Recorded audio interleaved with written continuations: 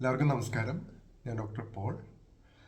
കഴിഞ്ഞ വീഡിയോയിൽ നമ്മൾ ഹൃദ്രോഗങ്ങൾ വന്നു കഴിഞ്ഞാൽ എന്തൊക്കെ ചെയ്യാൻ പറ്റും, എന്തൊക്കെയാണ് ചികിത്സാ രീതികൾ, സമയത്തിൻ്റെ പ്രാധാന്യം എന്താണ്, അതിനെക്കുറിച്ചൊക്കെ സംസാരിച്ചിരുന്നു. ഇന്നിപ്പോൾ നമ്മളിവിടെ സംസാരിക്കാൻ പോകുന്നത് ഹൃദ്രോഗങ്ങൾ അല്ലെങ്കിൽ സ്ട്രോക്ക് മുതലായ അസുഖങ്ങൾ വരാതിരിക്കാൻ നമുക്ക് എന്തെല്ലാം ചെയ്യാൻ പറ്റുമെന്നതിനെ പറ്റിയിട്ടാണ്.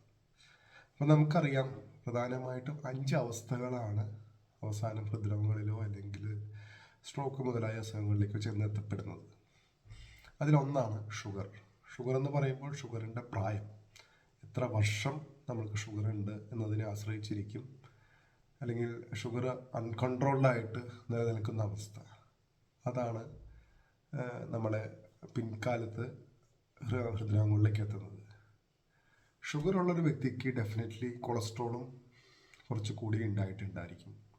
അത് ഇവഞ്ച്വലി ആയിരിക്കാം, ചിലപ്പോൾ നേരത്തെ തന്നെ നമുക്കറിയാൻ പറ്റും, അല്ലെങ്കിൽ ക്രമേണ നമുക്ക് കാണാൻ പറ്റും.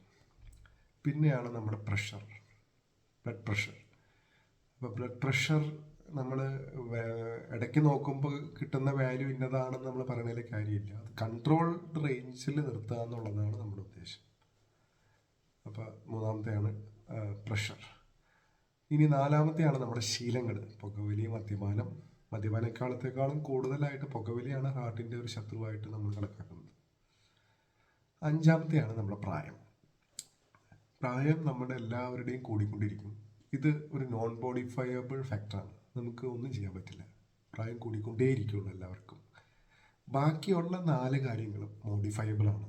നമുക്ക് നമ്മളുടെ ആറ്റിറ്റ്യൂഡ് പോലെ ഇരിക്കും.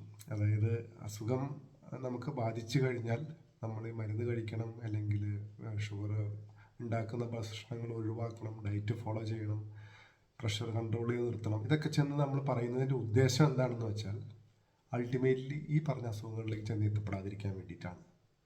ശീലങ്ങളും നമുക്ക് ഒത്തിരി നിയന്ത്രിക്കാൻ പറ്റുന്ന കാര്യങ്ങളാണ്. പുകവലി ആയിക്കോട്ടെ, മദ്യപാനം ആയിക്കോട്ടെ, ഇതെല്ലാം നമ്മൾ ആരോഗ്യമുള്ള അവസ്ഥയിൽ നമുക്ക് നമ്മുടെ ശരീരത്തിന് മെക്കാനിസംസ് ഉണ്ട്. നമ്മളത് കോമ്പൻസേറ്റ് ചെയ്ത് പോകും. പക്ഷേ ഒരു പ്രായം കഴിയുമ്പോൾ നമ്മുടെ ശരീരത്തിലെ ഓരോ കോശങ്ങളും പ്രതികരിച്ചു തുടങ്ങും. അപ്പം അതുവരെ കാത്തു നിൽക്കാതെ ആസ് ഏർലി ആസ് പോസിബിൾ അങ്ങനെയുള്ള ശീലങ്ങളിൽ നിന്നെല്ലാം നമ്മൾ മാറി നിൽക്കേണ്ടതാണ്. അപ്പോൾ ഈ 5 കാര്യങ്ങൾ നിയന്ത്രിക്കുന്നതിലൂടെ ഒരു പരിധിവരെ നമുക്ക് ഹൃദ്രോഗങ്ങളും തലച്ചോറ് സംബന്ധമായിട്ടുള്ള സ്ട്രോക്ക് അങ്ങനെയുള്ള അസുഖങ്ങളിലൊക്കെ നിയന്ത്രിക്കാൻ പറ്റും. പിന്നെ ഇതിലൊന്നും പെടാത്ത വേറൊരു ഫാക്ടർ ഉണ്ട്, ഹെറിഡിറ്ററി എന്ന് പറയും, പാരമ്പര്യത്തിന് വലിയ ക്രൂഷ്യൽ റോൾ ഉണ്ടെങ്കിൽ പോലും നമ്മുടെ നോൺ കമ്മ്യൂണിക്കബിൾ ഡിസീസസിൽ വലിയ പങ്കുണ്ട്. നമ്മുടെ ഈ 5 കാര്യങ്ങളും അവസ്ഥകളും നമുക്ക് നിയന്ത്രിക്കാൻ സാധിച്ചാൽ ഒരു പരിധിവരെ നമുക്ക് ഹൃദ്രോഗങ്ങൾ നിയന്ത്രിക്കാൻ സാധിക്കും. അപ്പോൾ സ്റ്റേ ട്യൂൺഡ്. Thank you.